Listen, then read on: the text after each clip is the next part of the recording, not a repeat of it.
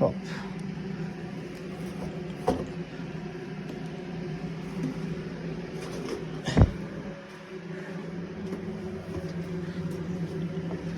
Bu yerda eski katolni chiqarib tashlab, xudo xolasa yangi katol qo'yapmiz.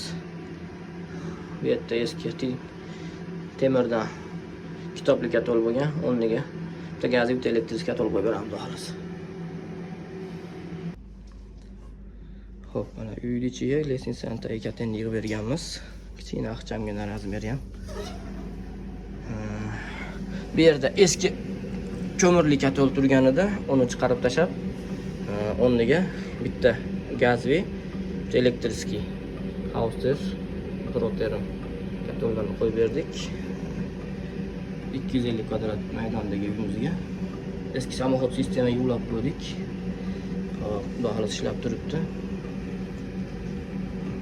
Ikkalasini bypass qilib ulaganmiz.